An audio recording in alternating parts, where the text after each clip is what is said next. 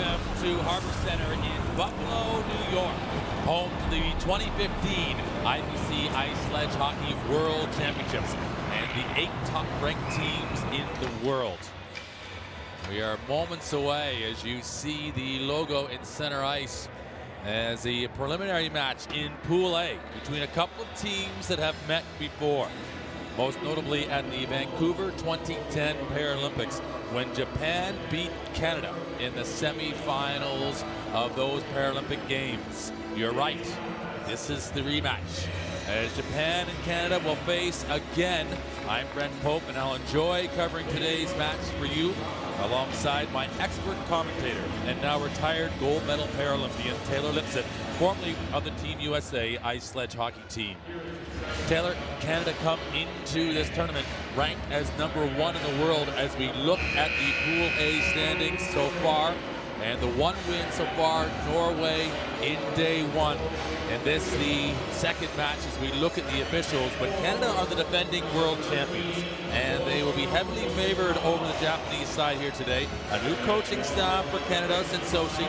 But the Japanese are without Daisuke and Indo, their biggest scorers in Vancouver in 2010. And they will have their hands full today with the revamped Canadian side. We haven't seen Japan on the international A-Pool side for a few years now, since 2012, and I think they only have actually 3 or 4 players from that Vancouver squad still on the team. So it'll be interesting to see what they bring to the table here today. And like you said, the Canadian group is a very strong team with a great core group of guys with Westlake, Bowden, and Bridges. So definitely going to be a fun game to watch. The Canadians, as we look back to Sochi, the most recent Paralympic Games, just over a year ago, actually getting themselves a bronze medal, but they would have loved to have competed for gold. That wasn't to be.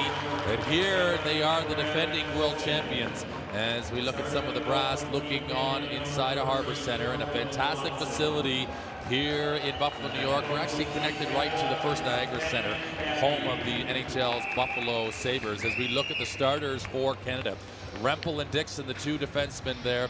Corbin Watson will get the start in goal. You talk about the captain, Westlake, Bridges, and Bowden. A well-known trio in the sport of ice sledge hockey worldwide, and they will be leaned on heavily by this new coaching staff of Canada to bring them the results here in this tournament. Without a doubt, they're really going to start off with that power line. We actually haven't seen Bridges, Bowden, and Westlake play together as a line a lot this year, but coming out hitting, with the big guns right off the bat for Canada.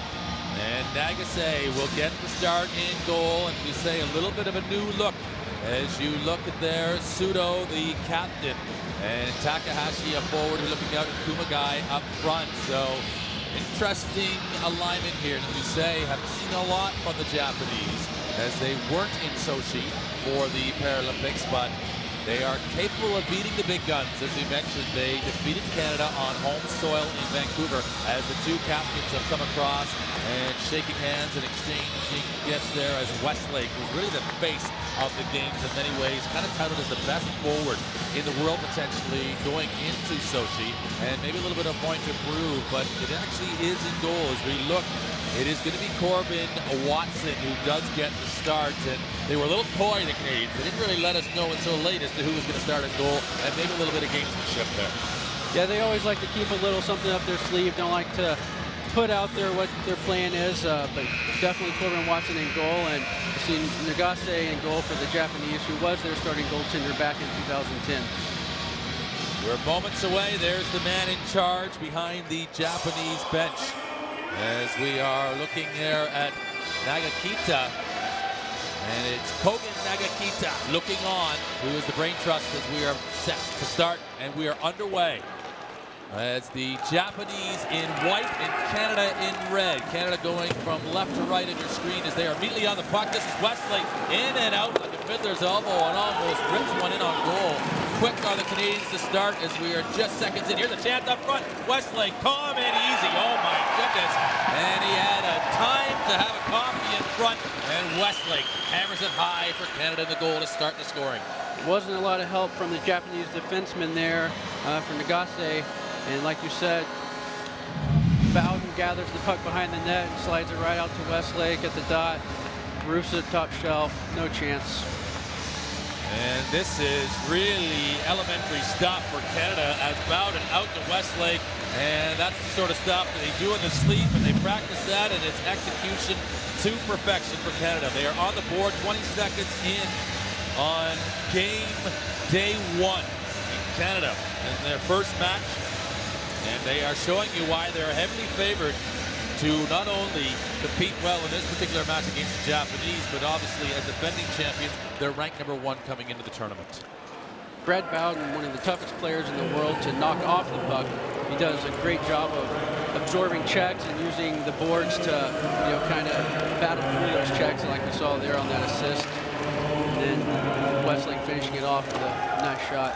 Well, they show you they've played together before, and it isn't their first rodeo. The Canadian trio of Bridges, Westlake, and Bowden is now Canada in their own zone. Whitson battling, and some good work here as it's locked up between the two sleds, and the referee allows play to continue as Takahashi was on it there, giving trouble. And this is some good work here as he got himself going forward and breaking free.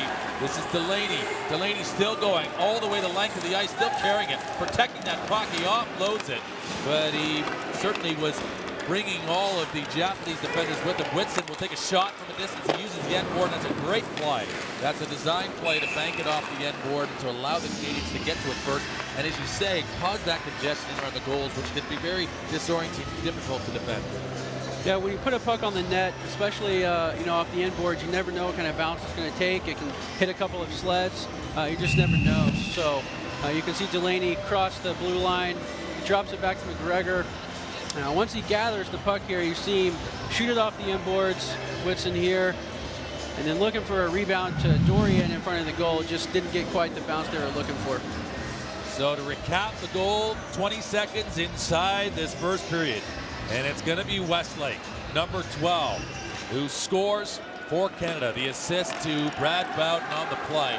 And here are Westlake right now trying to get himself involved in a second possible goal. Some good work here as Bridges. Bridges, a little bit of a bank pass up to Bowden. Oh, they've got some pretty clever looking stuff. And almost, I was going to say, if they continue to link it together, it's almost Harlem Globetrotters-esque there, the way they synergize that line. Those three were highly regarded as the top line in the world for a good 6 or 7 years before they kind of split up and evened themselves out over the Canadian lines. But Canada coming with the big guns here again right off the bat, probably trying to build a lead, and then they'll start rolling through their lines throughout the rest of the game. Westlake just circles back. There was a shot a moment ago from Bridges just going off the post, and Bridges really was spoiled for choice as to where he wanted to go with it. Westlake back to Bowden. Bowden should shoot from here. He will. Oh my! And that's right up in the hammock, and he makes no mistake as he sticks it to the Japanese, and they've got a 2-spot early in this first period, and this line, as you say, is on fire. Bowden, one of the best shooters in the world. You see him just take his time and then put the puck perfectly over Nagase's shoulder, gloves, blocker side actually, which is almost impossible to stop as a Sledge hockey goalie. And it's merciless, really, from Canada as they are really putting the foot down here. And as you say, the top line out there on the ice and trying to establish what is an early. Oh, I thought that was going to have a chance for the Japanese. We've already seen some long-range attack in this tournament so far, but Canada will just play it on and look to advance. They've now played it too far, and it'll go down for icing. But as you look back at that shot from Bowden, I mean, it's just a real clinical finish, and it really is quite intimidating at just how calculated and how clinical they were in their finish. Canada's definitely coming into this game trying to make a statement. Defending world champions, and after the bronze medal finish in Sochi and a couple of losses to the U.S. and the Russians this season so far, they're coming in hard and heavy and definitely trying to send a message to the rest of the teams in the tournament. So recapping the goal, it is going to be Bowden who gets credit for it. The assist to Westlake, so the reverse of the first one at 2-12. That is accounting for the 2 goals so far. So Westlake and Bowden both with goals and then assisting each other on their separate efforts. They'll battle here, Canada again. in their own zone, trying to get this puck back, and the Japanese just almost content just to try to contain the Canadians for a second in their defensive zone. Big body contact there, and no penalty. That's all part of the game in ice sledge hockey, as long as it's not from the side, as both those sledges really came in with some real gusto. Correct. Full contact sport. Guys are allowed to check each other and check each other hard, just as long as they're not bringing their sleds in perpendicular to the opponent and T-boning them. Other than that, everything's pretty legal and good side of the sport, the physicality part. A lot of people enjoy that side of it.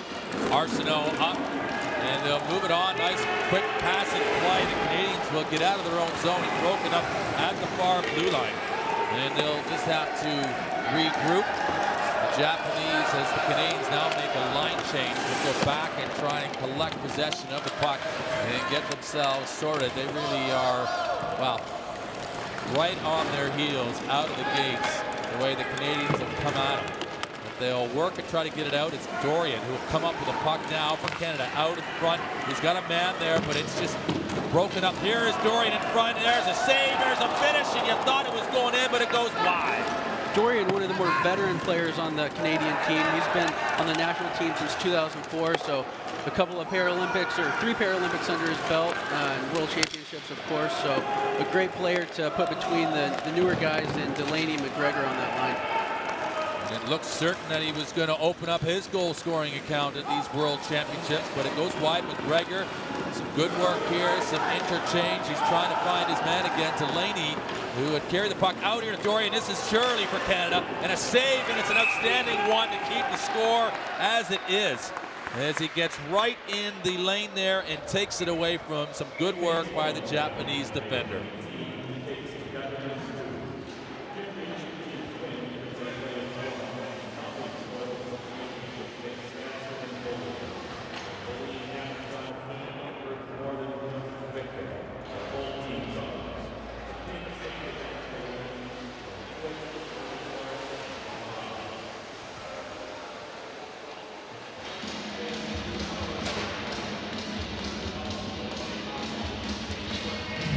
Take a look back at that big hit along the boards. You can see there the players coming nose to nose, completely legal. Again, full contact sport, so nothing wrong there. We see Delaney with the puck behind the net and gets it out to Dorian, and there's a great save by Nagase. And another chance on the rebound there, just couldn't put it in. Some great work by Dorian, very busy, that line with Delaney and McGregor out there as well, but some just perfect opportunities at Canada, because they were so, I say, so clinical in their execution on those first couple of shots. You almost expect them every shot they take to score, but some fantastic work by Nagase just to shut the door and to stop the bleeding here with not even 5 minutes gone. There we're looking at Ken Baby, the new head coach of the Canadian men's ice sledge hockey team, and as we look ahead to these World Championships, he's the man in charge to try and take this club forward and defend that World Championship title. He's coming right back here with the shooters, Westlake, Bowden, and Bridges again. I imagine trying to get a nice comfortable lead and then start working through the rest of the lines. Good work down low. This is a man who's already scored already, and he gives it to his partner. It's that easy. Westlake has a second. Bridges, Bowden, and Westlake involved, and the Three Musketeers are putting the knife right into the Japanese early. They are a well-oiled machine, those three. Like I said, they've been playing together for a better part of 10 years, and they don't even have to look. They know where each other are going to be at all times on the ice. Unbelievable teamwork and chemistry between those three, and 3 quick goals here just in 5 minutes into the game. Westlake with his second. He gets the pass from Bridges and Bowden to get an assist on the play as well. And that's at 5:08 of this first period. A 3-0 lead now established for the Canadians. As we say, heavily favored coming into this match here, but as the current form suggests, maybe the possibility of really putting a licking on the Japanese the way things are going at the moment. Those three aren't just the best players on the team, but also the 3 all-time leading scorers for Canada in sledge hockey. Here he is, Bowden up, and it's a save. Is it going to go in? It finds a way. And fortune favoring the bold, and when you make your own luck, the Canadians just did there. You get the rub of the green as they pounce that loose puck, and they are the first ones smelling on an opportunity, and this is just starting to become a little bit of an avalanche now. Yeah, that group's going to be hard to contain for the Japanese, and you take a look here, just putting the puck on the net. It goes off Auguste's mask, it looks like, straight up in the air, and just falls right behind him. He lost track of it, and not really much he could do, just an unlucky bounce. And when you're playing against those three and you're not getting any bounces going your way, it's a tough day in the net. Second goal of the game for Bowden, so both Westlake and Bowden with braces so far in this one, a pair of goals each, and that's where we stand as we're just coming up to almost 6 minutes gone in this first period. And Canada 4-0 up, they advance it forward, they have, and a passing game is in full employment. They're broken up though just momentarily, getting across that offensive line. And they are coming in waves. Dixon with a long-range effort. It goes wide to that left post. And he's capable of scoring from that distance. We've seen it before. He was a leading goal scorer for Canada at the Paralympics in Sochi. And he is a guy who can very comfortably score from that blue line position. Dixon's definitely one of the best defensemen in the world. Very comfortable on the blue line. He can stick handle and go across the blue line, or like we just saw, he can put the puck on net. I actually think he missed that one intentionally because he had a guy offside. So if he would have put that on the net, they actually would have blown it dead. And the fourth goal of the game for Canada, it is going to belong to Westlake, and the assist going to Bowden. I wonder whether or not that'll be correct in the end, because Bowden took the shot. I think it ends up falling over the goal line, but it's just really just stats at this point for Canada, as they really have taken control of this hockey game. They are coming in waves again. Here's Rempel on that far side. Canada making a line change, and they are as quick to get off the ice as they are to come on. There's a penalty now coming against the Japanese as Canada try to serve it into the slot area, but it's broken up, and a power play opportunity coming up for the Canadians here. That whole opportunity there, and that resulted in a penalty, was actually because of Dixon, just waltzing his way across the blue line and getting the puck deep in the zone.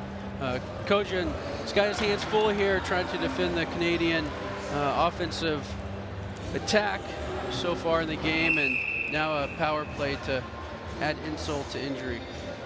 Canada bring out their line here, Dorian, Delaney, and McGregor to take this face-off. They've comfortably taken Arsenault on the blue line with Whitson. Whitson will now take possession. A pass down low. Will Dorian get a shot off here in front? Looks like a good scramble. What a save, though, by Nagase. And he just parries that one back into the corner. Canada regroup, though, and a very stationary box here coming from the Japanese. They're just allowing the Canadians just to rotate them into open shooting lanes. Pascal, he's going to dunk it near side, and I think he gets to it and saves it. And a little bit of a cheeky effort there to come around and try and dunk that into Delaney on the backhand, but he had some daylight. A good read by Delaney there. He realized that the Japanese defensemen weren't really moving a whole lot. They were kind of posted up in front of the crease there, and so he took his chance on the wraparound and had a good quality scoring chance. 7:26 remaining in period one. This is a Group A match in day one of the IPC Ice Sledge Hockey World Championships here in Buffalo. And a fabulous center, the Harvest Center here for sport, and particularly as it's right here amongst the whole complex, as we mentioned, the Buffalo Sabres, the home of the National Hockey League side. They have the First Niagara Center, which is adjoined to this Harbor Center, but this particular facility has already had the women's under-18s World Championships a couple months ago, and now another showcase here with these World Championships. It's fantastic, but we're just looking at some of the issues, I think, here technically at the moment with the score clock, with the penalty now just getting sorted out, and some of the teething issues with a building that's only about 6 months old. There you see it. I think we're sorted, and the clock is back and ready to go, and the face-off won by Canada. Dixon, as you mentioned, is very potent from that blue line position. He'll serve it down to Bowden. Bowden down to Westlake, backside. There he is, Bridges, and it is very easy when you are that good and when the passing is that accurate. Bridges gets his first goal of the game for Canada. Virtually nothing you can do there. Those three guys are dangerous. Even strength, and then you put them together on a power play line, and a perfect saucer pass from Westlake to Bridges, and just put it over the glove. We watched Bridges in a sort of warm-up all-star skills competition ahead of the tournament. And you talk about a player who can shoot equally with right and left hand. I think right side dominant would be fair to say, but he is very powerful. When he went down to the breakaways, it was evident that he's got another gear and another level of control and power on his shot. All three of the forwards on this line can shoot with both hands, and that's one of the things that makes him so dangerous.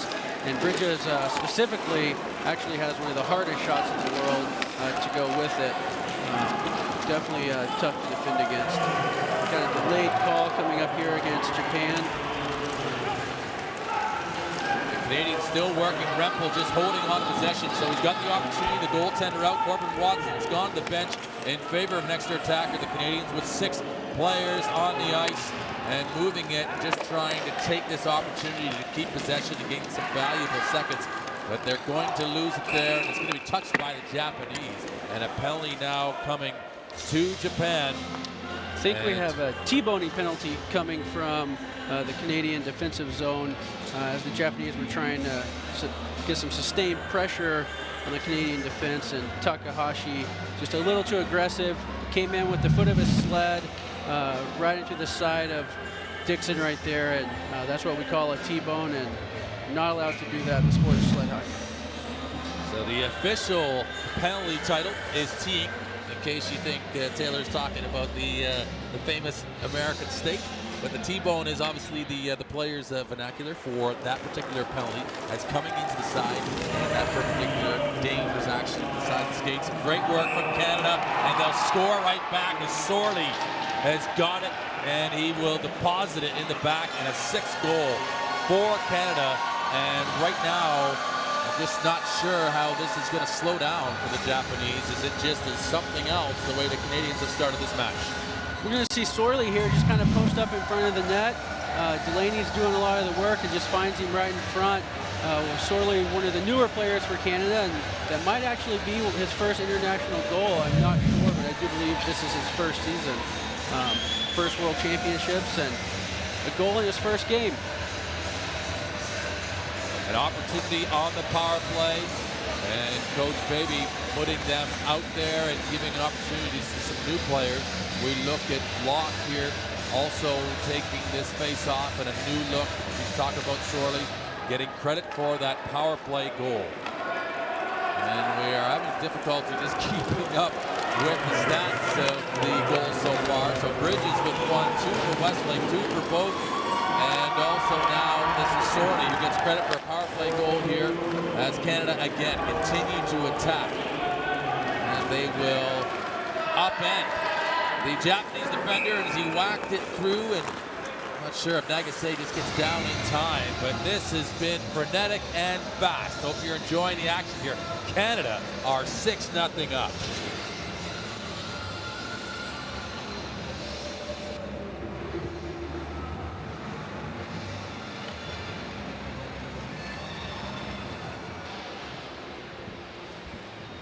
There you see the score line.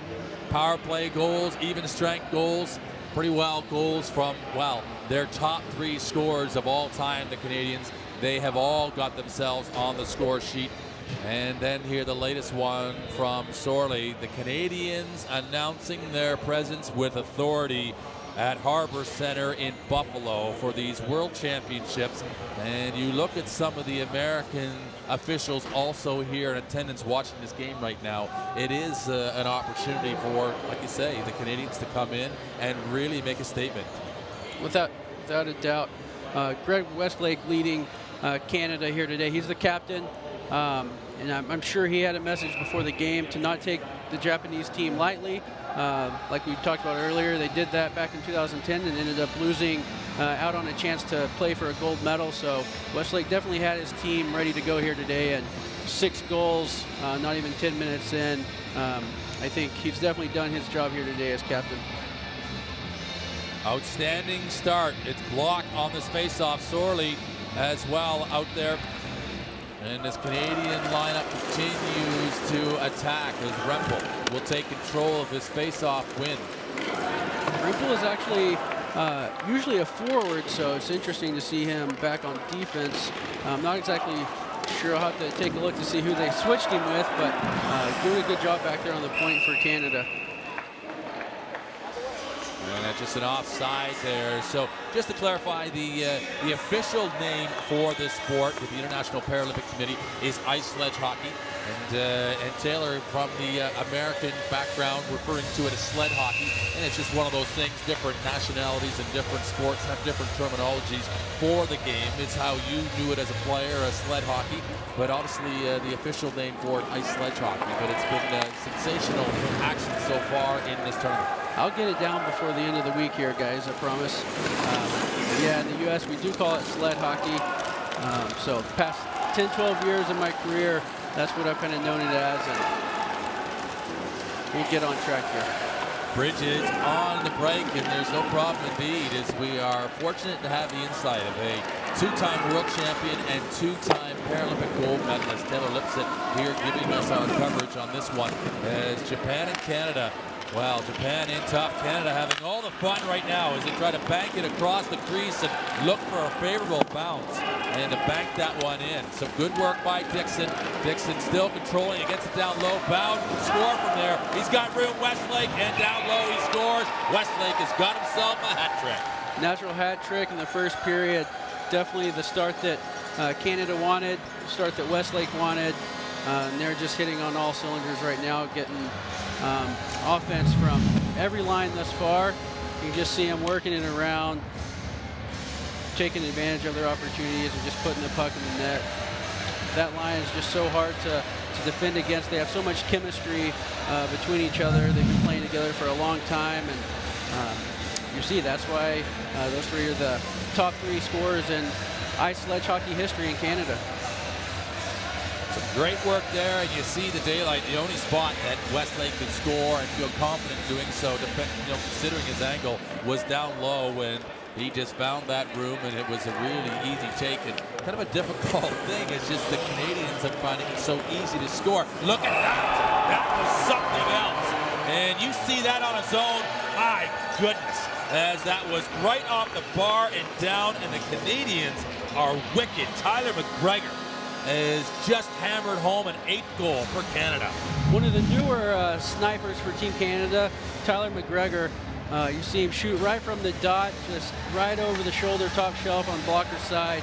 And there's not really any goalie in the world that can defend that. Just a perfectly placed shot. A lot of velocity on that shot, and Canada just going to work here, every line doing what they're supposed to do thus far. Have you seen something like this at the World Championship level, at this sort of pace of scoring this quickly in a game?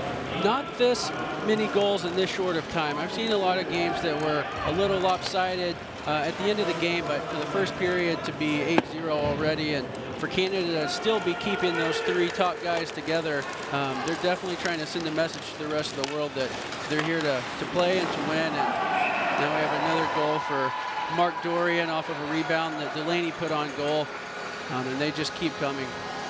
It's a great play. It's a design play. Delaney takes the shot in, intended for a rebound, and Dorian will finish here. As you see, that's just intended to go off Nagase's stick, as he knew Dorian was going to the net uncontested down the slot, and Dorian would just pick that up and put it away. And it's that simple, and you don't want to sound almost a little disparaging here, but it is that easy right now for Canada. Yeah, Canada, like I said, they're just a well-oiled machine at this point in the season. They've been practicing hard, training together. I know a few of the guys have gone on a couple trips to visit some other players' hometowns to get a little extra training time in together. And it's obviously paid off thus far in this game against Japan. They'll continue to come to the neutral zone. And Shotovicki trying to recover the puck there. Japan really sort of take account for how much they've been in the Canadian half of the ice. Well, it's certainly negligible. It really hasn't been much. Corbin Watson getting a little bit to this. That's the second shot on goal in this match so far for the Japanese. Canada with 14 now. And it's really, well, it's unusual, as you say, just to see this level of dominance this early in a match at this level.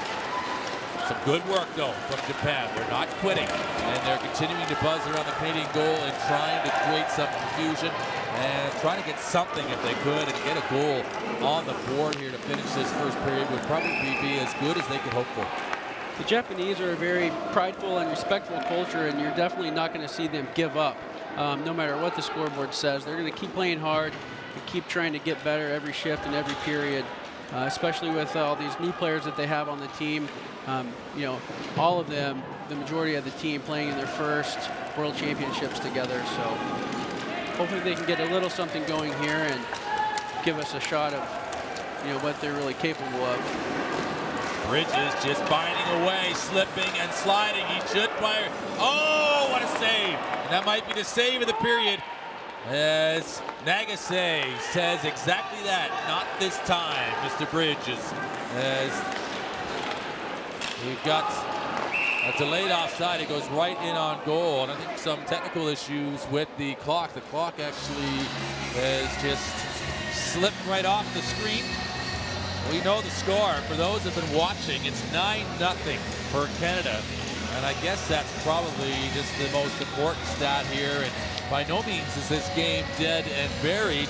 Maybe the actual result, the points at the end. But as you talk about the Japanese, this is day one for both sides.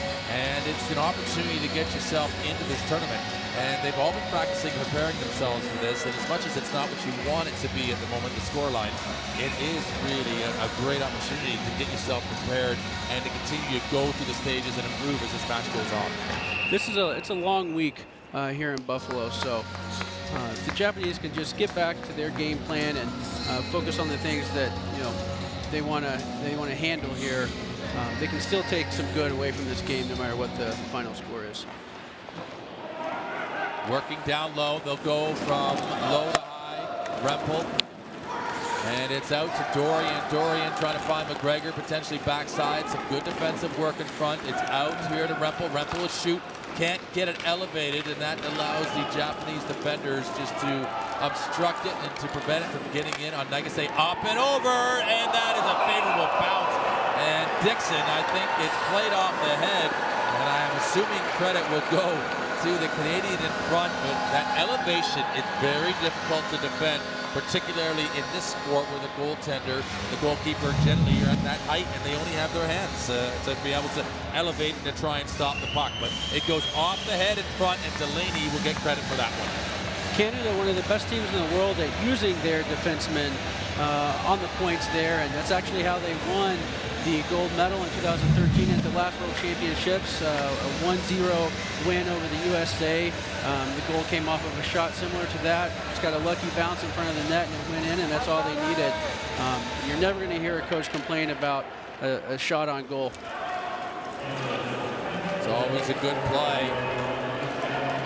And Delaney will get credit for it. The shot coming in from the Canadian blue liner, Dixon, who has the puck now, and he just corrals it, gets it going forward. And this is the Canadian side again. There's going to be some daylight here for Sholomiki. And he will be first. He's kind of run out of his angle, though. Some good work from the Japanese to come back and to keep him at bay as they'll recover and just find a way just to temporarily relieve the pressure that they are under. As we're marching down in a minute remaining in this first period here. Sholomiki, wow! Off the far left post and in, and it's smooth as silk. As Sholomiki takes that in the one-time grip and then rips it with a perfect wrist shot inside that post. Sholomiki, another new face to the Canadian squad this season, and as you can see, just as good a shooter as some of the other guys, and that's what makes this Canadian team so dangerous, is they've got shooters on every line, and they can all carry their weight and score goals for the Canadian team. Sholomiki, as you mentioned, his real sort of first run out at this world-class level to play pass from Kieran Block. It's Block as a defender here in the program notes, but has been up on the forward attack quite a bit in this opening frame, and we are 11-0 up. I think they actually switched Kieran Block and Kevin Rimple. I think those two guys switched positions for today. Maybe something that Canadian coaches have seen in practice. Just a better combo, and so far so good, I would say. This is Japan with a long-range effort. Corbin Watson will just catch that almost like a center fielder would and set it down and allow play to continue. And Sholemiki, you can just kind of see it a little bit in his pace here. Sorty go up and over. Can he get some room? Is he all by himself? Can he do it by himself? And Nagase will, in fact, deny him. And good for him as he gets in the way and prevents another Canadian score. They have 11 already. If they got a 12, what a save by Nagase. Fully outstretched, and that's the 20th shot of the period to the 2 from Japan. And Nagase, with 14 seconds remaining, stops them leading for now. These are the kind of saves that Nagase is known for. He's been on the Japanese team for a long time, and those are the kind of saves that he is capable of making. Unfortunately, just with the firepower that he's seeing from the Canadian side today, he hadn't gotten to have as many chances to make those saves. Got the stick down and prevented anything getting underneath him here. A late chance for Bowden. Bowden down the bridges. Oh my goodness. It is potent indeed, as this trio they need a license because they are lethal right now as they continue to punish this Japanese defense. Just a great play off the draw. Westlake wins it back to Bowden. Bowden doesn't even see Bridges on the far side. He just knows he's there. That's that chemistry I was referring to. Bowden, no look pass, one-timer top shelf. Absolutely nothing a goaltender can do about that. Well, it's happening so quickly. I think the only hat trick we have so far is belonging to Westlake, but a pair of goals for Bridges, for Bowden, Sholemiki, Sorley, and ladies and gentlemen, I'll be honest, with 12 goals in the first 15 minutes, it's been tough to keep up, but an incredible start for Canada at the World Championships here in Buffalo. I would say that you can't get any better of a start from your team than Ken Babby has in this first period. That's exactly what they wanted to come out and do. I think the message has been sent to every team here at the tournament. And we'll see if they make any changes in the second period as far as the goaltender, or possibly switching up some line combinations to see what other kinds of combos they can have. Ladies and gentlemen, it's been an incredible start. Canada are 12-0 up after one period of play at the Ice Sledge Hockey World Championships.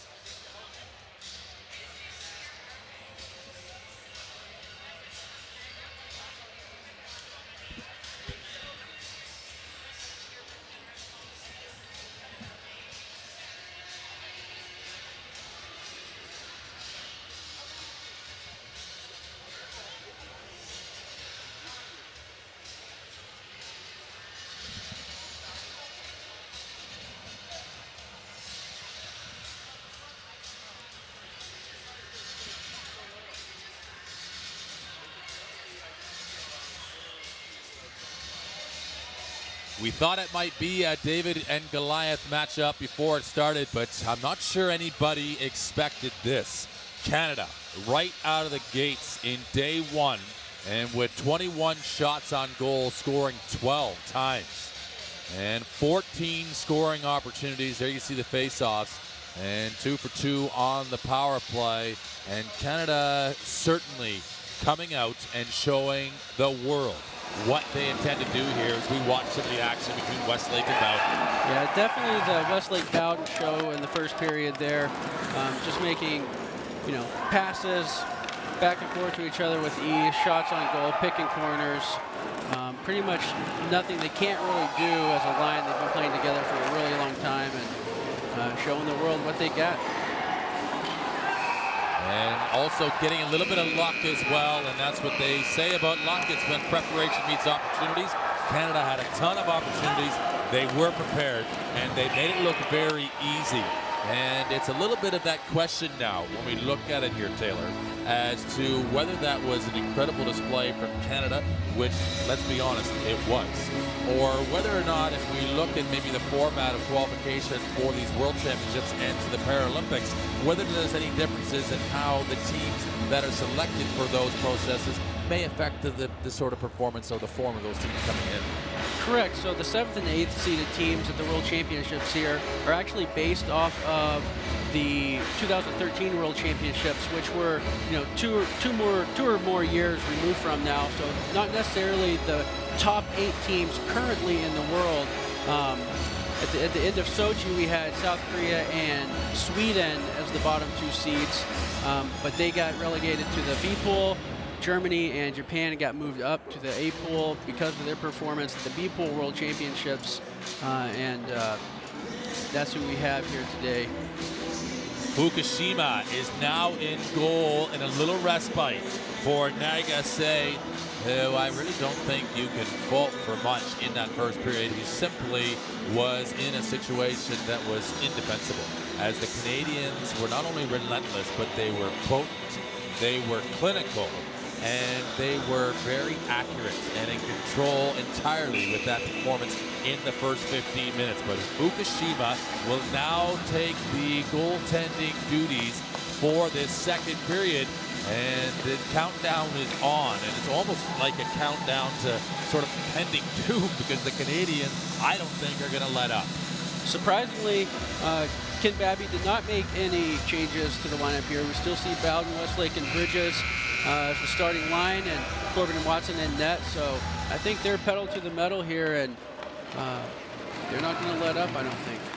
Japan win the face-off, and they'll get it in behind Corbin Watson to get to it first. Rempel, and we talk about that little shift between Rempel and Kieran Block.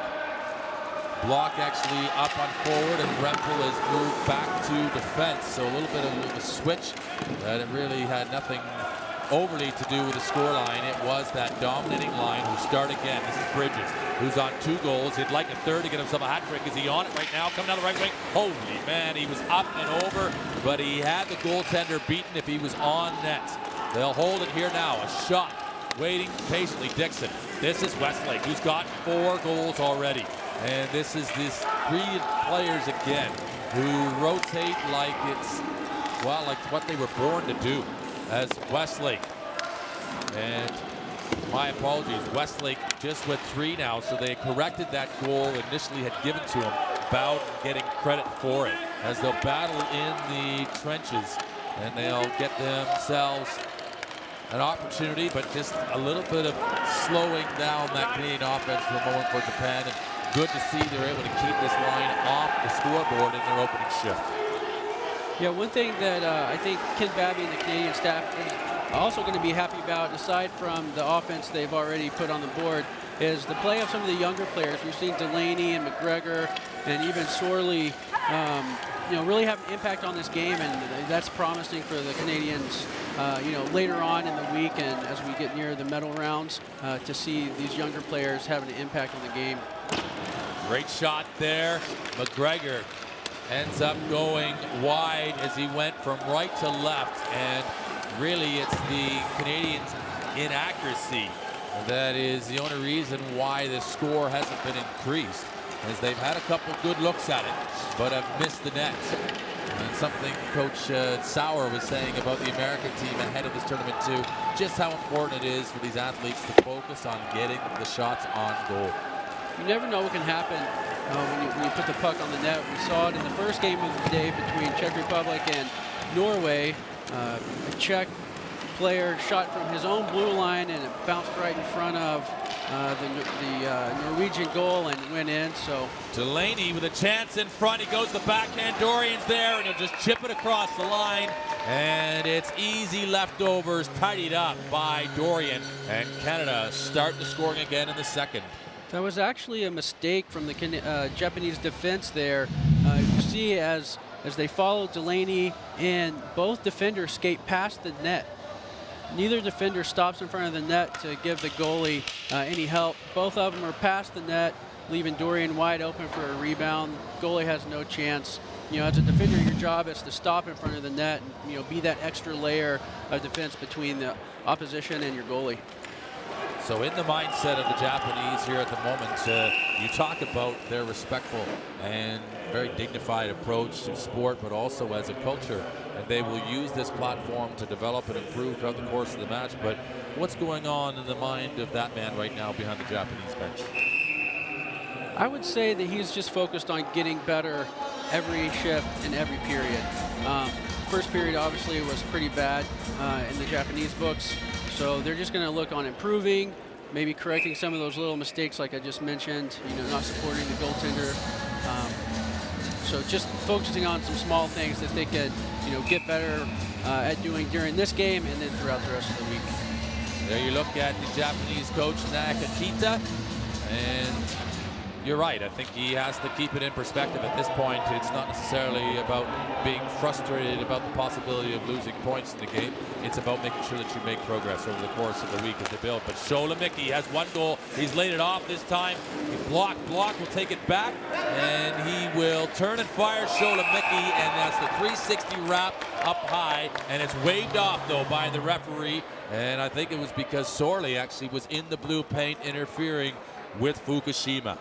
I'm not sure if he got pushed into the crease or he was just trying to create some extra traffic there for the goalie. We can take a look here, and no, he's just backed up into the crease, maybe kind of lost where he was a little bit there.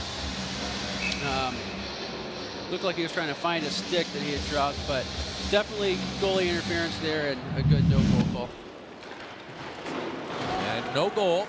The Canadians, though, with a 13 spot on the board. They'll dump it in. And Hori will go back to collect it for Japan. Played up into a loose area, though. Sorting almost getting onto it. And Block doing a good job. And it seems as we look at Kieran Block like he's a little bit of a craftsman at both ends, able to hold this line together and does a lot of the thinking and a lot of the sort of glue to hold that line together. Block is a great player. He actually played junior hockey before he was injured. So lots of hockey knowledge that he brings to that line, and a great player to put between the two rookies on the team. Bowden actually puts one right off the face shield of Fukushima, and not the best shot that Bowden has in his locker, but he got it off. He was in a good position and couldn't quite get all of it, and that was to the good fortune of Fukushima, as Bowden was certainly sensing an opportunity to increase his goal scoring tally. And that's what he did in the first period. That's a good week's work, ladies and gentlemen, let alone the first 15 minutes. And that's what's showing you, wow, what has contributed to the scoreline you see there. An unusual scoreline indeed, not something you see much in ice sledge hockey, is that type of deficit. But the Canadians have been outstanding, and they are, in fact, defending world champions and #1 seed. Maybe not tipped for favored for the gold medal as we are on American soil, but they certainly are going to be in with a shout. They definitely showed up today with the intent on sending a message not only to the Japanese and the rest of the teams in the A pool or the A group, but definitely sending a message to everyone in the world with this performance thus far. Fukushima tidies up, and we will just let the teams have a regroup themselves. You're watching Canada 13-0 over Japan at the Ice Sledge Hockey World Championships.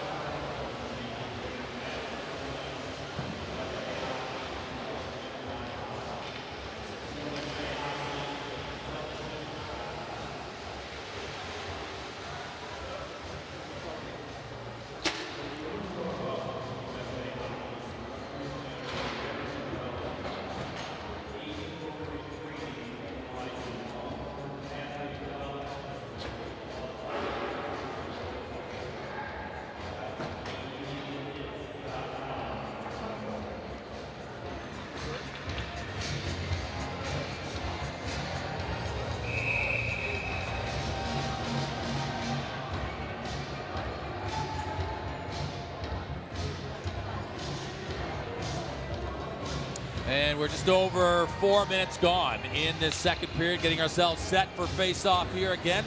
And Canada and Japan waiting for Fukushima, the last man to arrive, back to his nets, and maybe a little reluctant to go in there, as Dorian will battle now for this face-off.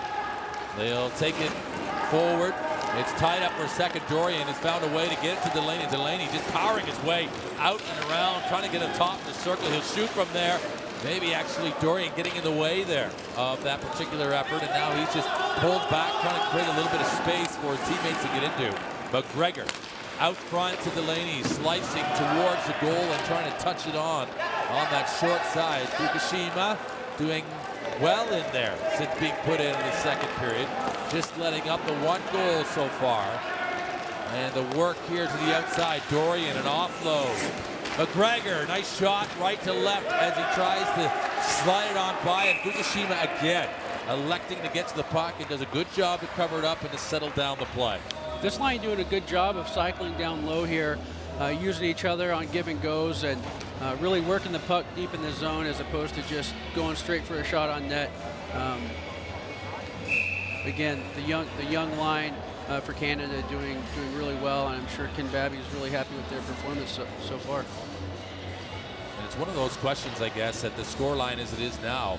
Is it only natural as a competitor that you let up a little bit, or do you think the Canadians are doing their best to try to power on through and to keep that intensity of the first period throughout the remaining? I think what they're going to kind of do is not necessarily let up, but they're going to maybe work more on some of the technical aspects of the game, the cycling down low, the using the points, reversing the ice here and there, as opposed to just going straight to the net every possession. I think we'll see them start working a little bit more on the technical side, and then build on that as the week progresses. A couple chances so far from Canada, and actually they've gotten themselves in their own way, and actually being blocked by teammates going to the net with such purpose that actually, unfortunately, being hit with the puck en route. But there you look at Corbin Watson, who hasn't had a whole lot of opportunity. That's just the third shot of the game recorded against him. But he takes possession of the puck as the line of Sholomicki making its way off the ice, and some good work there. You saw Derek Whitson, number 4 for Canada, who's done a strong job, obviously, defensively as well. But it's one here, Sudo, with a puck on a stick and a good little ricochet, and it almost found a way to get in on Corbin Watson, and the change of direction would have been enough maybe if it was on goal to really give some questions to Corbin Watson as to whether or not he could maintain this clean sheet. But it's Bout who will take the long road to get to this one, and he decides to go where the puck is going to end up, but he can't control it. Bridges will battle, and then it's kept well. Kumagai has got it under his Sledge, and he's got it kept there. And is he allowed just to protect it and mask it under there? Obviously the official watching the whole time. It's come out now, and Bout will come up with it. I think he wasn't quite sure where the puck was. It was actually stuck under his foot, and it wasn't moving, out from under his sled as he was rotating, so I think he was just kind of caught up there a little bit. Going back to that shot from Sudo on the point that snuck in on Watson, good scoring chance. Sudo's one of the better shooting defensemen in the world. He's got a nice, powerful shot, and a good save by Corbin Watson, without having much of the activity in the game thus far and still being sharp. Easy goal for Bowden as it comes across from Westlake, and Bowden is now on the board, and I think he's on the cusp of a hat trick here now. As we watch it again, Westlake across, and it's that easy 1-2 punch, and the Westlake Bowden show continues to roll on. Yeah, I'm not sure there's much you can do to stop it at this point. All three are on. This is kind of what you hope for as a Paralympian and a national team member, is to peak at the right moment, peak at the right time throughout the season, and so far it looks like those three guys are peaking at the right time. The hat trick goal for Bowden, and he did get credit for the one originally given to Westlake. So Westlake on a hat trick, so is Bowden. And those two amounting for 6 of the 14 so far. And the rest spread across. Bridges, Sorley, McGregor, Dorian, Dixon, and Sholomicki also on the scoreboard for Canada. 27 shots to 3.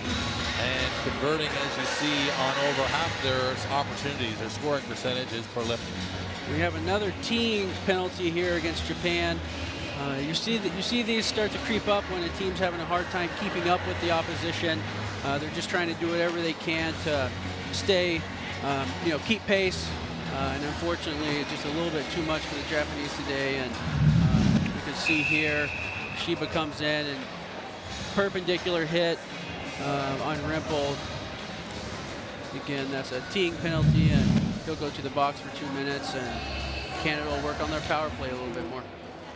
An opportunity off the face-off here. It's onto the stick, and Delaney will deposit it right in the back of the Japanese goal. And this time the screen and the congestion in front sorely is advantageous, as there's nothing Fukushima can do about that effort. The goalie had no idea that a shot was even coming. You can see his reaction, but Sudo just was driving Sorley into the net. Sorley doing his job, creating the screen in front. Delaney reading it, putting the puck on net. Fukushima had no chance. An opportunity to start that power play with the younger line, and they reward Coach Ken Baby with the effort, and he'll be pleased with that. And it was quickly taken, as now the 15 goals recorded on the board, and Canada don't look as though they will be stopping. And we chatted just as the head of this match here about how your former teammate Steve Cash only letting up 2 goals in the World Championship in 2013, and the Americans getting silver in that tournament. And those sort of margins, it'll be interesting to watch Corbin Watson and his ability to focus on making sure he can maintain that scoreless game sheet for himself. He's done a great job for much of the season so far this year, and even in Sochi, keeping the stat sheet pretty clean against himself. And usually, the only difficulties he really has is against the Americans and the Russians. But other than that, he's a strong goaltender. Doesn't really give you much. He's doing his job here today. And it's often the tough part, isn't it, when you don't get a lot of activity, to be sharp always when you do get it, because invariably there'll be a question asked, and it might not be here today, but it might be at a point unexpected, and you have to be prepared for it. But Coach Babby looking on and continuing to instruct his troops to go out and do the job that they've trained and prepared to do ahead of these World Championships. And now it's their time to shine. It's Japan now coming out through the neutral zone, will make its way across the line. A long distance effort in. Watson just seeing what's available, and he'll leave it for his defenseman. Whitson is hit side on, and that's sort of what we're seeing, a little bit of those contacts from the side that result in those teeing penalties, but nothing on that play. Corbin Watson, a little bank shot off, and these boards are so lively, aren't they, that becomes more and more a design play by defensemen to get that puck to come right out of the slot area. You see here the hit from Takahashi on Whitson to create that turnover. Clean hit, side by side, shoulder to shoulder there. Just a good hard hit, and that's what you want to do as a forechecker, to separate the defender from the puck. So he did his job there, and they got a shot on net there. And the difference being is he comes in and at the last second turns almost sort of parallel to the sled, and as you said, use the shoulder rather than actually the point of the sled coming straight into the side of the athlete. You want to use your body to make the check, whether it's side to side or face to face. You always want to lead with your shoulder and not use any part of the frame. Rempel to hold it in for Canada. This is this line. They're still together. Westlake Bridges Bout, and just waiting, really almost like sharks swimming in the water, waiting just to see who's going to give them a chance off the outside of the netting. And they're just trying to draw out the opposition and open the space in the slot here. And if you give them space here, it's going to be trouble. And just enough in time, the Japanese are able just to unlock the puck from the Canadian possession. But it's Bout who comes back onto it again. And he'll offload for Bridges. Bridges can shoot and score from there. He's holding, he'll wait, and it's just a little bit of trickery right now from Canada as they're just patiently building up for that climactic moment, but they've lost possession. Bowden will get there first, and it's back to Westlake, and Westlake can roll out here. He's seeing when Bowden might become open, but they'll go back, and no doubt working on that possession game in the offensive zone, keeping the puck and making sure that everybody's engaged. Dixon. Whoa, a little decoy there. Fake. Dixon still going. That's some great stick handling. As twice it looked like he was set just to offload it, and then just pulled it back under his sled. Backside play to Bowden. Bowden can score off the face mask of Fukushima. And no whistle blown there by the official. He allows play to continue. These are the technical things I was mentioning that Canada would probably go to here in the second period, as opposed to just going straight to the goal. Definitely focusing on puck possession, passing it, cycling it down low, using the defensemen. And those are the type of things that they're going to be able to carry over into later on in the week and the medal rounds against some of the more stronger teams.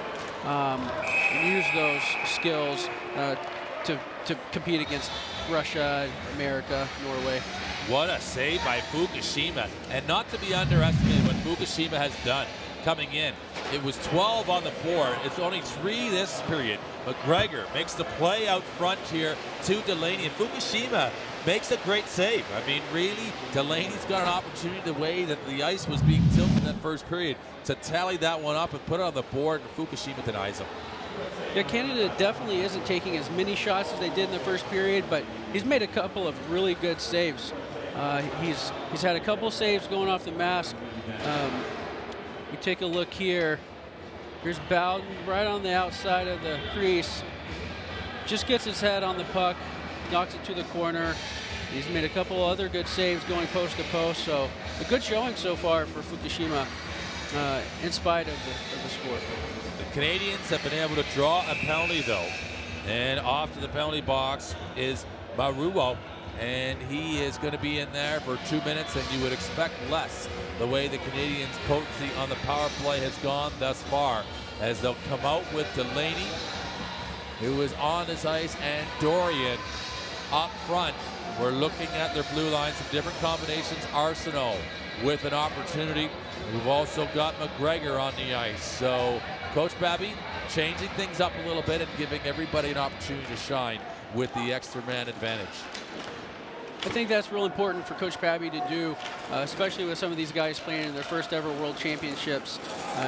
Get them in the game, get them comfortable playing at this level, this intensity, and then they can carry that experience over later in the week. Arsenault to get it on the far left side. He goes wide. The referee had to be careful himself. He was positioned in behind the goal, trying to get a great vantage point to keep an eye on everything happening in front of the goal, and it whistled right by him. 3 for 3 in the power play, Canada so far.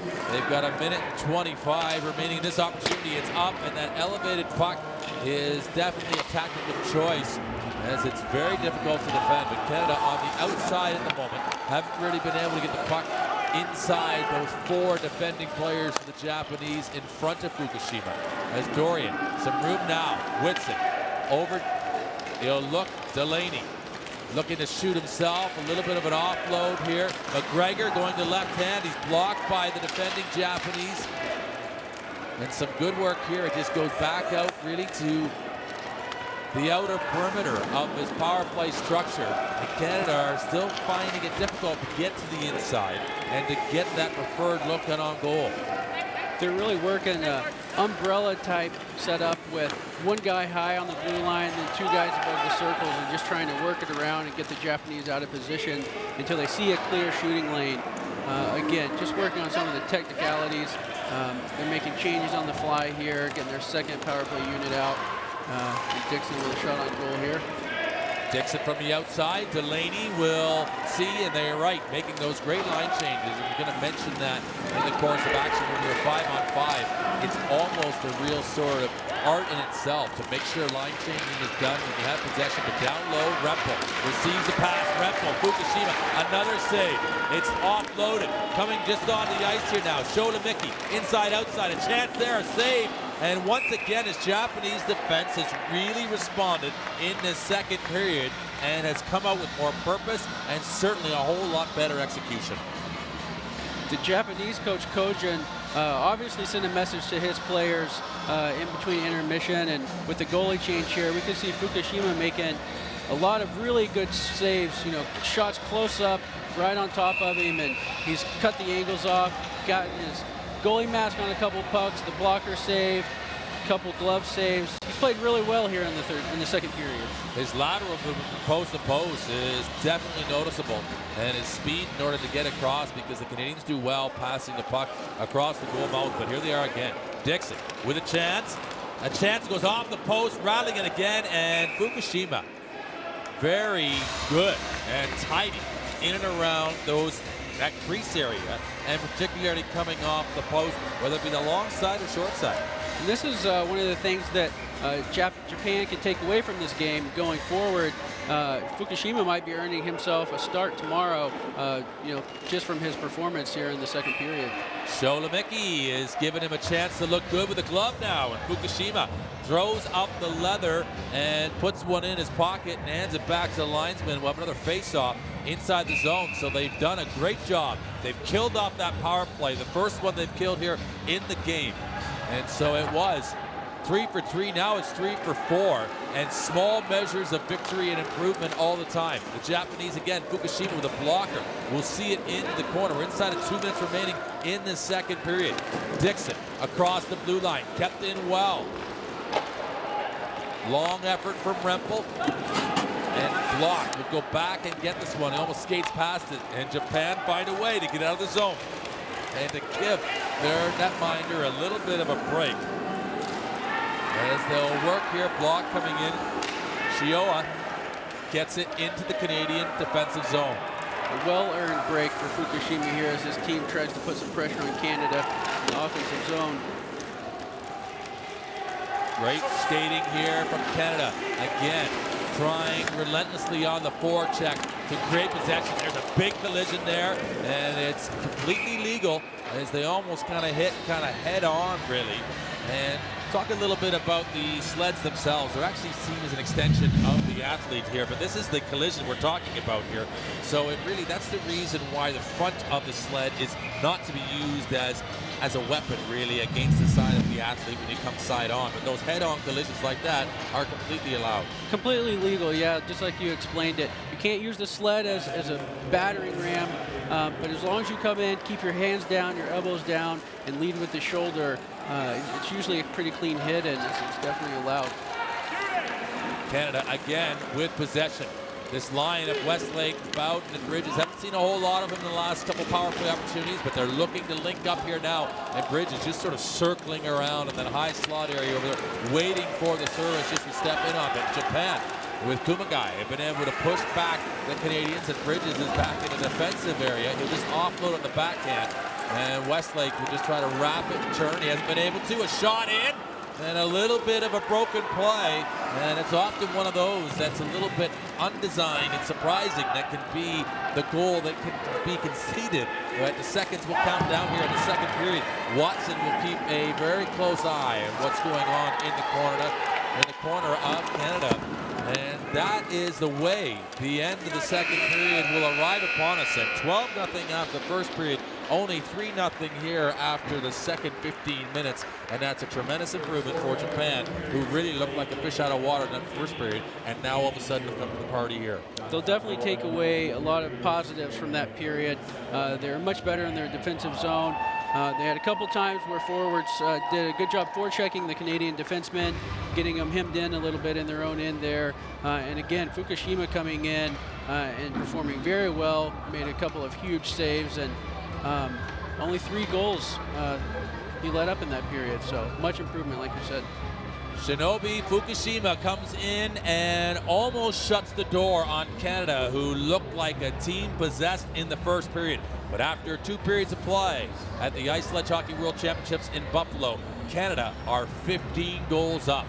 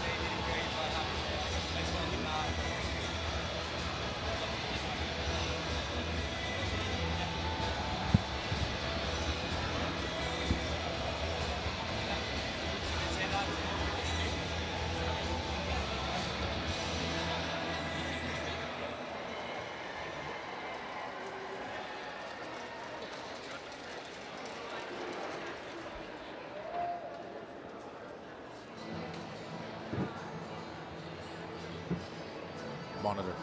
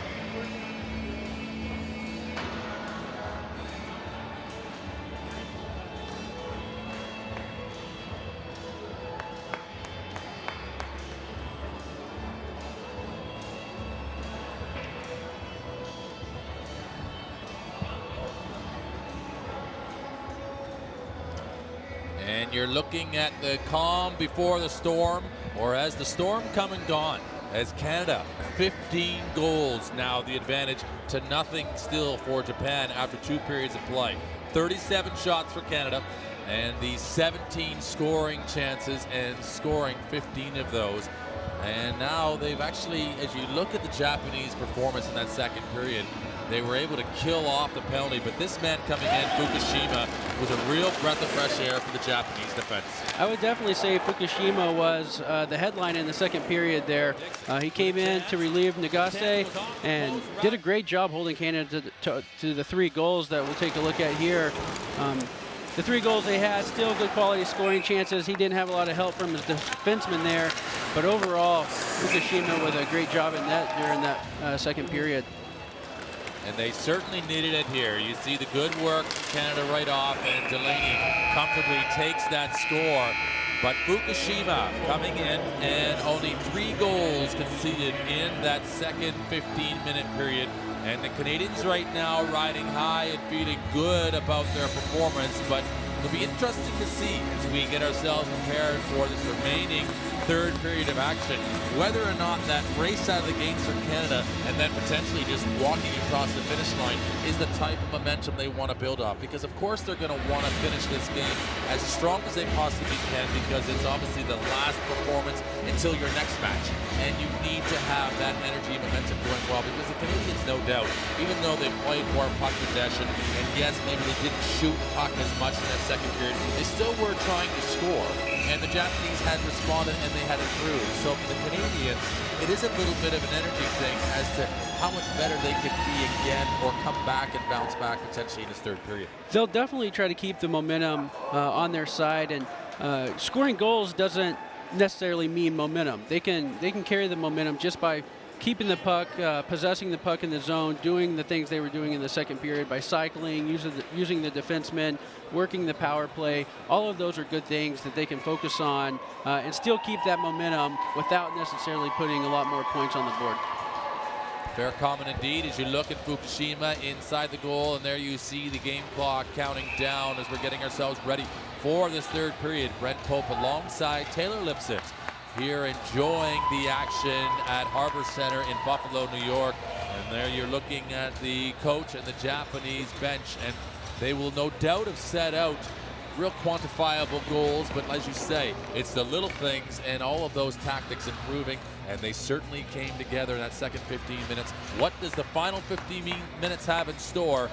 We're about to get underway. Takahashi and Bridges battle for that face-off. Bridges will take it comfortably. Put into an area, can't get touched onto a bout. We'll see that get away from him. And actually that errant pass will lead to an icing call, and Canada will start in their own zone. And I know it sounds like a little thing that we're looking for, but that's the type of thing that, in fact, that's a Japanese success there, isn't it? Just to get an icing right off the opening faceoff. Forcing Canada to try to force a play and go to something they didn't quite want to. And I guess you could count it as forcing them to make a mistake by icing the puck. Is definitely something Japan can take away early on here. A positive start. Bridges, though, engaging a little too quickly. He'll have to give way for his teammate Westlake to come in against Takahashi, and Westlake will saddle up and compete for this draw. It's won by the Japanese. Sudo, a defensive shooter of choice, potentially, but he doesn't get a shot in. He just wraps it around the guy. He'll play the body on Bridges, and they've been able to win it back. It's some good work here from the Japanese to start this third period. And you can't help but, as a passionate fan of sport in general, when you see such a lopsided scoreline, you want to see the Japanese respond. And they have been able to just get themselves an offside here. But it doesn't matter really what fan of which nation you are. You want to see the sport doing well, and you want to see every team certainly playing to the best of their ability and definitely improving. Without a doubt, like you said, good early on pressure here by Japan. And I think Kojin, the Japanese coach, is just going to tell his guys to kind of let go of that first period and really focus on what happened in the second period and what they can do in the third period here, and take that away from this game as opposed to focusing on the lopsided first. Well, it's 3 face-offs in a row for the Japanese. They've won possession, and this is a sustained pressure, the most they've had in the Canadian end zone at any point in this hockey game. So again, small victories that may in fact lead to a possibility and a good scoring chance potentially on goal here against Corbin Watson, who still remains in the Canadian goal.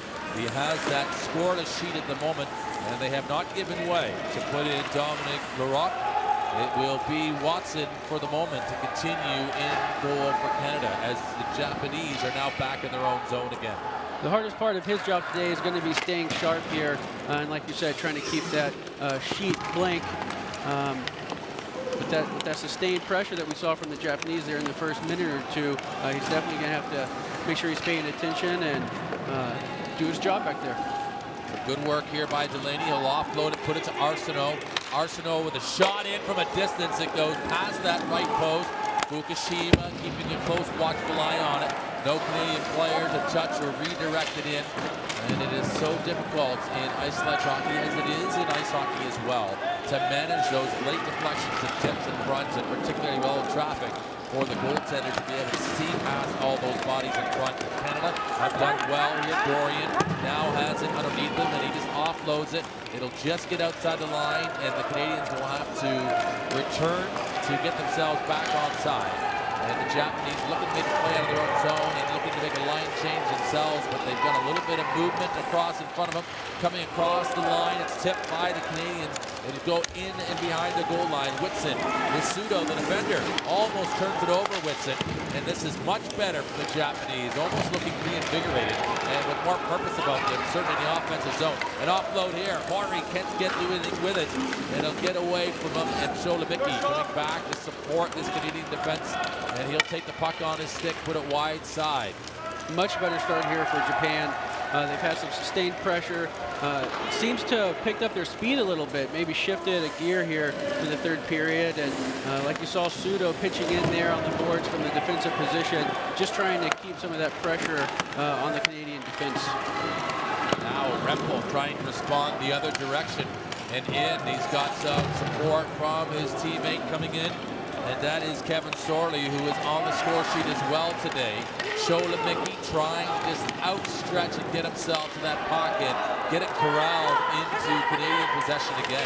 Some good work again. That puck support, such a hallmark of this Canadian offense, to make sure that they've always got another body close by that puck in case they do temporarily lose it. They're there to recover it again. Ken Babby has his guys. The first guy going in, taking the body on the Japanese player. The second guy's job is to come in and pick up the puck. And that's kind of what we've been seeing here from Canada. Like you were talking about, good puck support. Always have 2 guys on the puck. Heavy collision, another one coming in for the Japanese. We saw the one there just off the play on the blue line, but another one on the forecheck as Kumagai comes in and is really playing with some reckless abandon. And the Japanese seem to have really just kind of taken off the sort of restrictions here in this third period and said, you know what, we're just going to let it go and see what happens. But there's a finish and a well-taken one as right hand to left. Westlake is a gifted natural scorer, and with great skill and guile there, he finds a way to put the Canadians on the board again. Fought through the defender there. Got a pass from Billy Bridges here. Just moves the puck around the defender and slides it right under Fukushima. Right to left, and just a little bit of daylight as you see under the arm of Fukushima. And Westlake has done that a couple times today as he is moving past the hat trick and possibly onto a double hat trick. Well, I wouldn't suggest, but I wouldn't rule it out either, as Westlake, Bout, and Bridges have been prolific today. It's Westlake trying to get to this 50-50 puck. Getting it to Bridges was his intended option, and it'll now go back out into the neutral zone. They'll recover and look to regather the troops and rally them again as Bridges will go in first. Westlake hovering and waiting out in the slot area. Bridges, though, knocked off of his skates. Bowed in to get to it, but he's a moment late. But it's Whitson who keeps it in at the blue line, and enough for Canada to maintain control. Shot by Bridges and rattled at Chimes as he goes off the left post and crossbar down. And you do just have to, in isolation, just look at that and be nothing but impressed. That's just an incredible shot. That shot's going to go in the net no matter what kind of goalie's in there. A sledge hockey goalie and a stand-up goalie. When you can pick a corner like that from the dot, there's just not much you can do about it.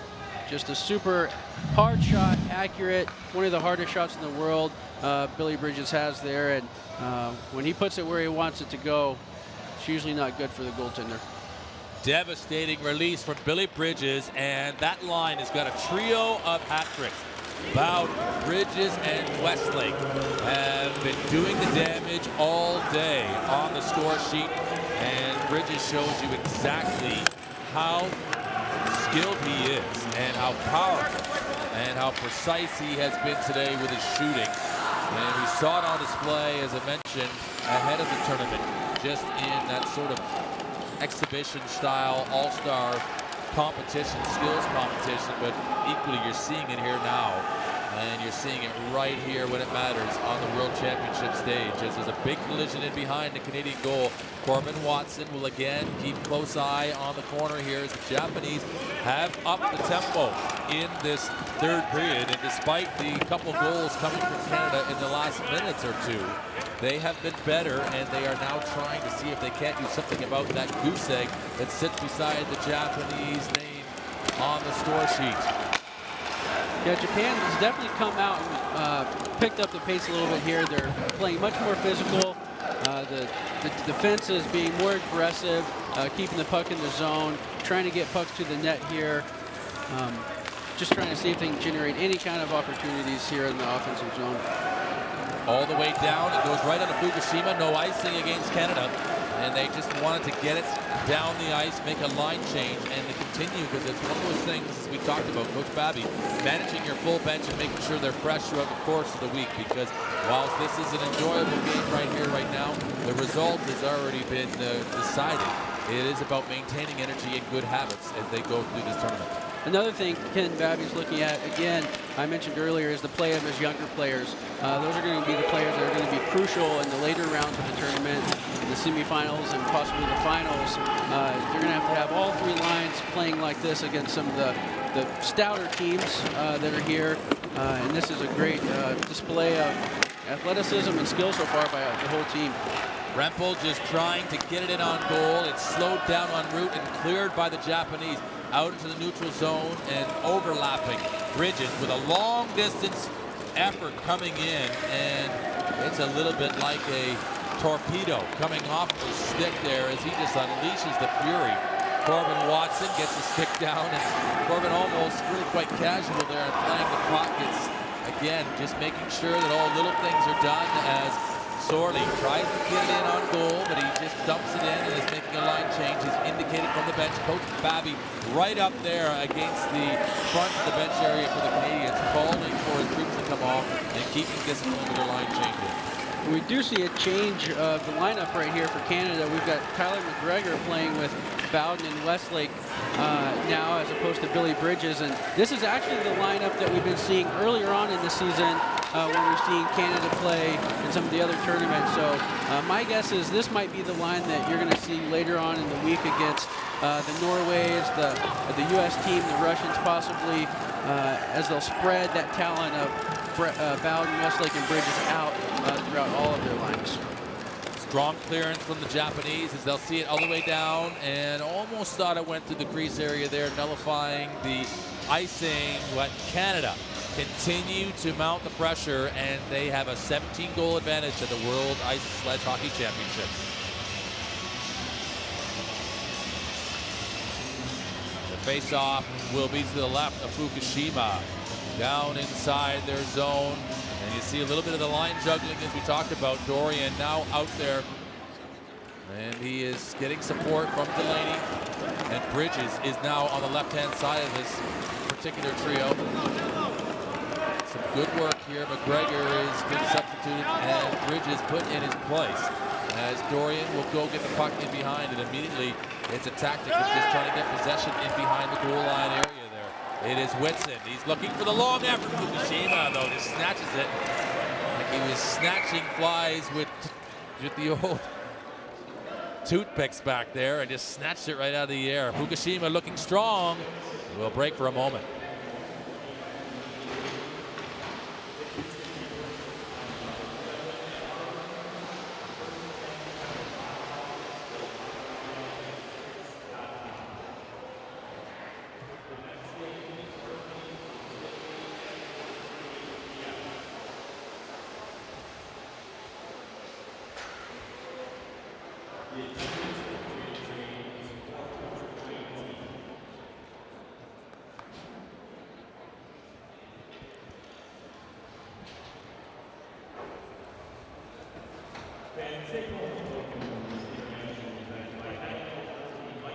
The coach of Japan, Kojin, has to be real happy with the way Japan has come out and played much more physical the third period here. They're laying the hits out, trying to separate the Canadian player from the puck, doing a much better job in the second and third periods with their hits, not taking the team penalties that we were seeing early on, just focusing on good, hard, clean hits. And the Japanese players definitely responding to their coach in that manner. Well, it's an important thing. They can control their work ethic, and getting involved and engaged often leads to opportunity. As you say, separating the man from the puck. The Japanese are with control in their own zone, but they are completely under siege from the Canadians, who right off that faceoff have done enough to win it back. Out front is a chance for McGregor, and it's this line back together again of McGregor and Dorian and Delaney. As it'll be Delaney who comes right up high to his defensive teammate. McGregor across, out front, back, and can't connect the pass to McGregor. Almost completed the tic-tac-toe there, going cross ice and then right back over. Delaney will corral this for Canada. In behind the goal line, offloaded to Dorian, and just waiting to step in the right place, taking away both the left and right side of the goal are the two Japanese defenders. That's one of the things they weren't doing early on in the first period. We saw the Japanese defenders skating past the goal, following those Canadian players behind the net, which got them out of position, allowed Canadian players to come right down the center of the ice, down the slot, which led to a lot of those goals that they scored early on. So definitely better on the Japanese side of defending those posts and helping the goalie out there. Great speed by Delaney. Has he got some daylight to the right-hand side? He did, but he goes wide with his shot, and he misses by about a foot. Fukushima closed down the angle, but some good defense from the Japanese, just pushing Delaney out there, and he couldn't quite turn the corner and get a look at that long side as they continue to maintain possession. And it's in the zone. Out front they'll go. They can't quite get there. Good work by the Japanese, and they'll navigate their own way out of the zone, but it's actually off of one of their own players off the back, and again, it reloads the Canadian forecheck. And they are putting pressure on, trying to get this puck, but once again, Japan have found a way, and the puck lands on their stick, and whether by fortune or by design, they have now given it up again, and this has been back and forth here. The Japanese just not quite strong enough to get it out. Yeah, this is one of the things that's going to drive coaching crazy. The Japanese coach is having the opportunity to just chip the puck out of the zone. The worst place for turnovers is, you know, the last 5-10 feet on each side of the blue line, and there was 2 or 3 times there where Japan could have just chipped it out. Instead, they're trying to find the perfect home run pass and weren't able to get it out, and now it's resulted in an icing and a face-off coming back in their defensive zone. Pretty sure the Japanese would have loved that to have just continued, but the ice is so good at Harbor Center that it slips all the way past the goal line. Some great work as we see both sides get themselves ready for this face-off to the right of Fukushima. And block out on this face-off. 3:34 to go in this Pool A matchup in the preliminary round. It'll get out past the blue line, and Rempel sees it in deep. There's a Canadian player, though, trapped in front of the goal, and he's got a long ways to get back on side. And Japan will take the opportunity with some space and time to go forward. A shot from the outside, and Watson almost handcuffed by that effort, but it goes wide with some good purpose on that shot. Good body contact as well. This will be Sorley, though. He has scored today, too. One of those youngsters that Taylor's been talking about. That's important in Fukushima. Almost like a bar of soap that slips up there. But great work from Canada. They have got the 17-goal advantage, and maybe more to come.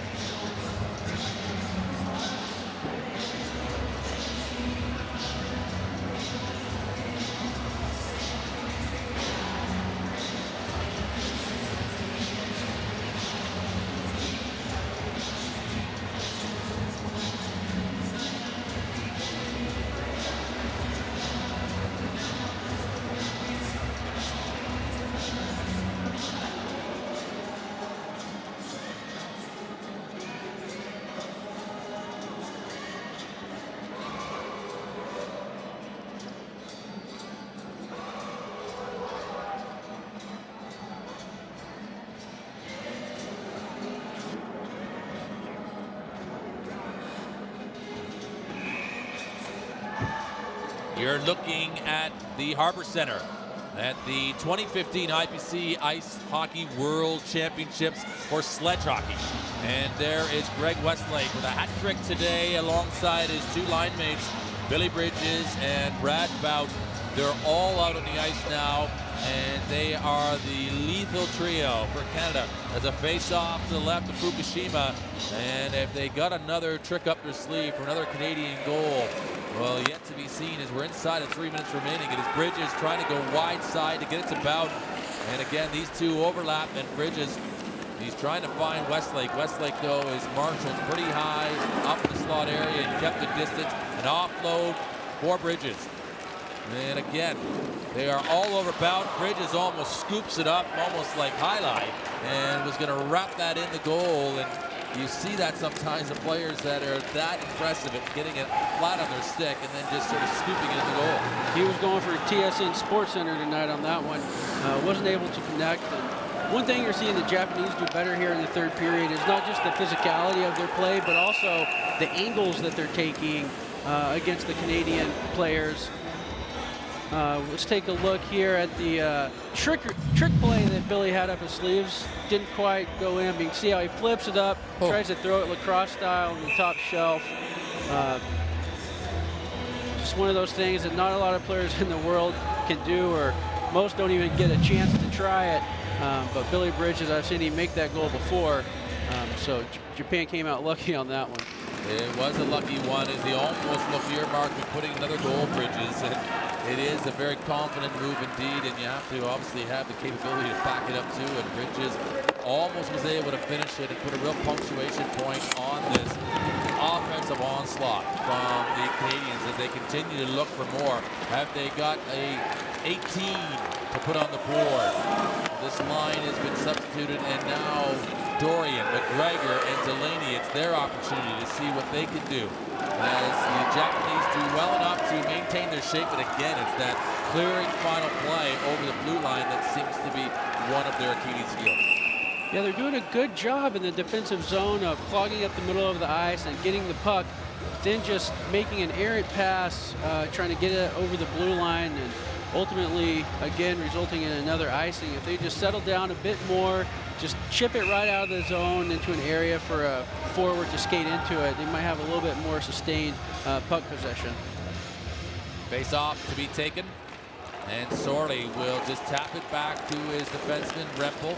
Rempel again just does the full 360 and drawing the Japanese defenders with him. He's now back behind the goal line, and he is getting hassled and parried pretty hard there, but he does a good job to keep possession, and Canada will just sort of regroup now. Rempel presents it from a distance to shoot it, find an angle, and in front it's actually blocked by the Canadian forward. We haven't seen a whole lot of Dixon today, but he is out here now, and again he stops and does a little bit of the Savardian Spinorama, and Shola-Mickey is going to do it again, and Canada continue to employ that tactic, and really I guess it's trying to draw the Japanese defenders out as they sort of look to wait for that passing lane to open. Just trying to create space, like you said, get that passing lane open to go across the ice. Dixon has been a little bit quiet, but he's actually played really well. I guess you would say he's doing his job if he's being quiet, because nothing's getting behind him. He's keeping the puck in the zone. And really today he's had his forwards do all the work, and he's just been hanging out on the blue line, making sure nothing got behind him. Final seconds in this pool A match as Japan will see it to safety. And will that be the final seconds ticked off the clock in this match today, as Canada have come out and announced their presence in this tournament, and you see the clapping of the hands and the handshakes on the Canadian bench. They no doubt will be feeling pleased. Of course, the scoreline suggests that they should be, but was there enough in that final 15 minutes to see that Canada was continuing to maintain momentum in this game? I think so. I think Kim Babby is going to be very happy with the performance of his team today. They came out as strong as you can, 12 goals in the first period, and then kind of took the foot off the gas a little bit and focused more on the technical aspects of the game, and really an overall dominant team performance. And there you see the 12 goals in the first period, and then 3 in the second and 2. So incredible improvement from the Japanese side as the game moved through its 3 stages. But we will now move to the Player of the Game awards, one for each side. And then obviously the national anthem for the winning side today, Canada. As we wait for the announcements. If I had to put my money on it, I'd go Fukushima for the Japanese. And I'm not sure if you can do a whole line for the Canadians or not, but that top line, definitely all 3 could deserve the player of the match.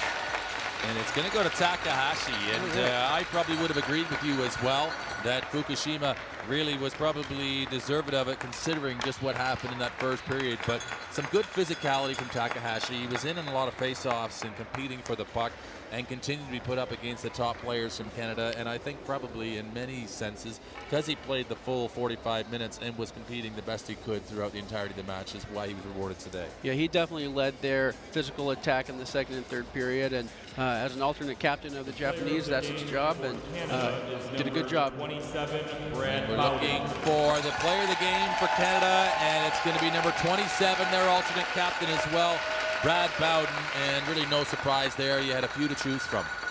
One of the best players in the world, and has been for the past 8-10 years. On his game today, had a hat trick, number of assists, no argument there. I think he, at the last point of recording, he had 7 points recorded in that first period, and possibly 8 or 9. We got to go and leap through all of our stats here, folks. It was that type of flurry today, as goals were just coming as quick and as furious. But we will now break and honor the Canadians with the playing of their national anthem.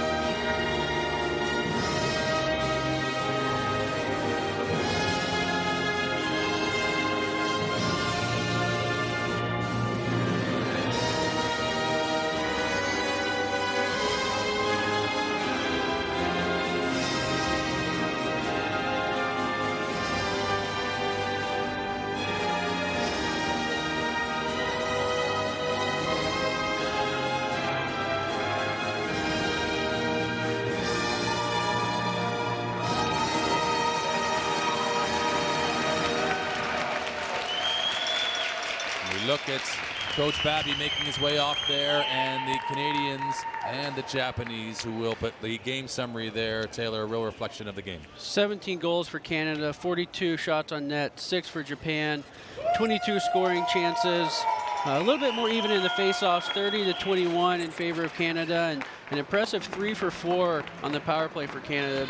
An overall dominating performance that was reflected in the final score. And as both teams shake hands and say goodbye to this Group A match, we look back on some of the shots and scoring from today as Westlake was unbelievable. A hat trick for him. A hat trick for Bowden as you watch him just finish it high like he's been doing it for a living for a long time. And let me tell you, folks, he has. And so have all 3 of them together. They are the top 3 scorers in history for ice sledge hockey for Canada. And they were unbelievable, sensational today as they had it all their own way.